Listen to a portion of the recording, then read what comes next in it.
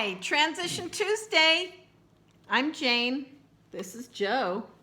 And today is all about how we take care. Talking about respite care.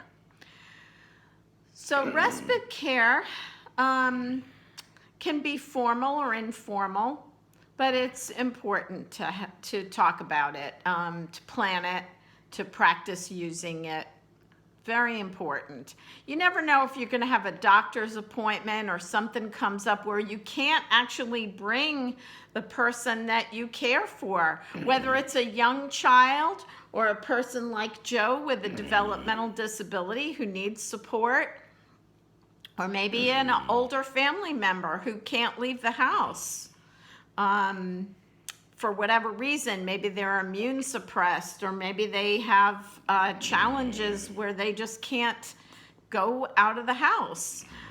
So respite care and caregiver support services are important. They're also important for the caregivers. Self-care, you read about all the time how important self-care is. Recently, my husband had a milestone birthday, and we love to hike. And we do a lot of hiking with Joe on handicap accessible trails, but sometimes we want to hit the trails that we used to hike on, years ago before Joe was even in our family, and they are not handicap accessible. So it was nice the other day when we could call Kim, who comes and does caregiver support with us. Joe, do you like Kim? Do you like hanging out with Kim?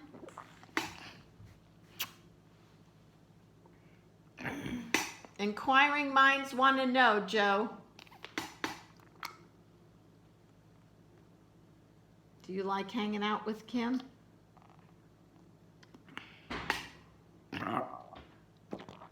Is Miss Kim your friend? Miss Kim is Joe's friend. Joe, do you like when Dad and I get out of the house and leave you with someone and just get out of your way?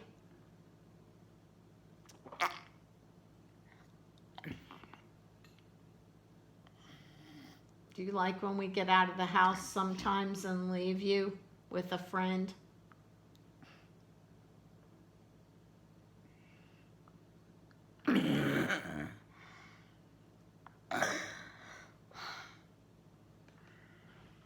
Yes or no? Yes or no? Do you like when we leave sometimes?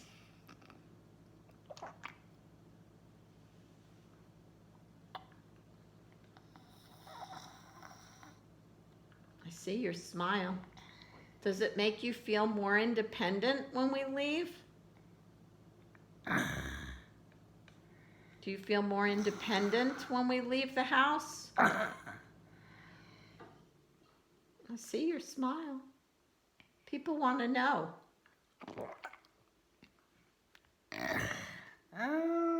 Yeah, sure it does.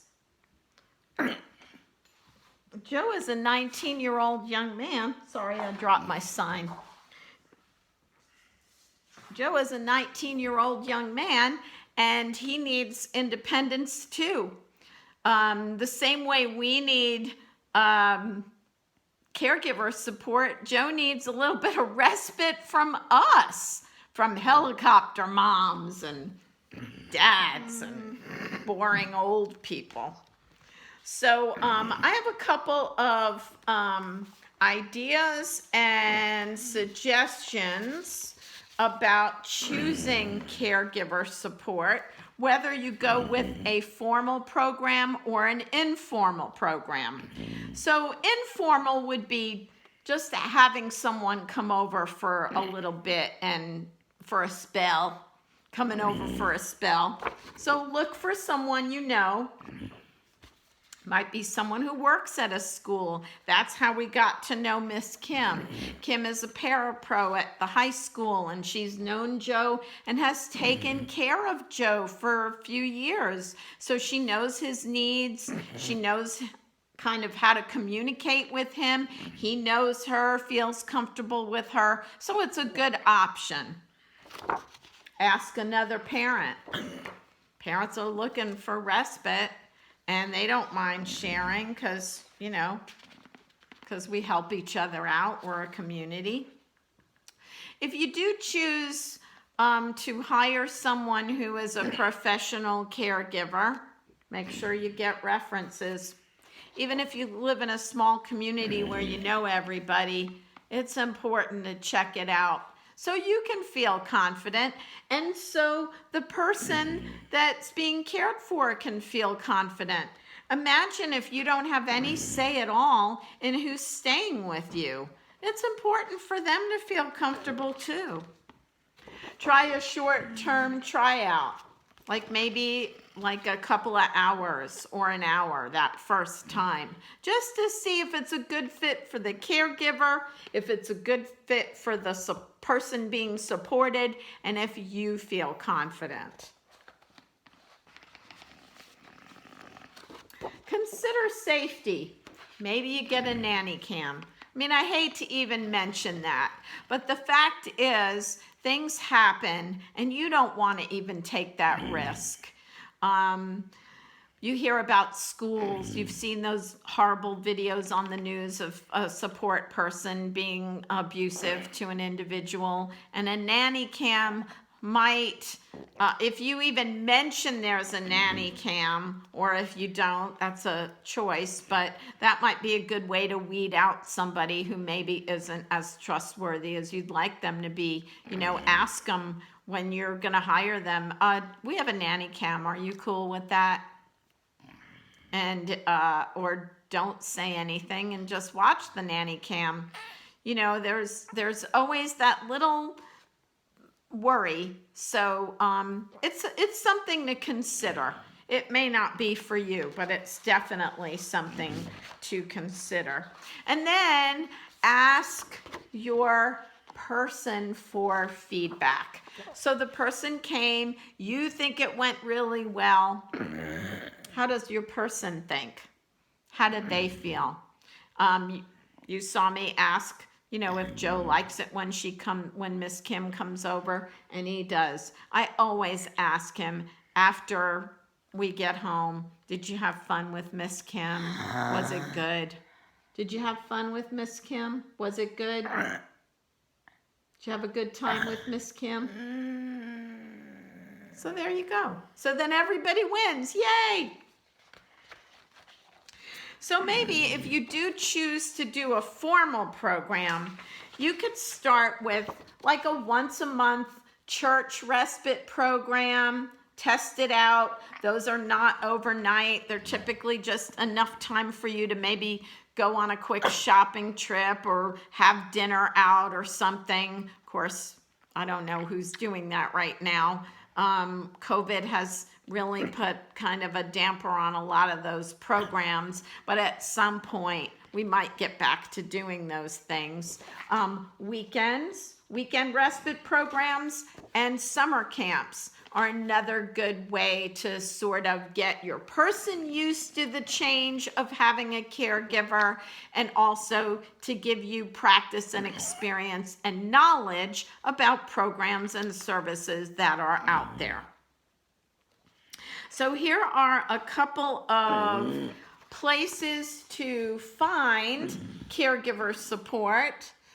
Special Needs Respite.org, ARCrespite.org, or ARCH, I'm not so sure whether it's ARCH or ARCrespite.org, EasterSeals.org, and HopeHaven.net.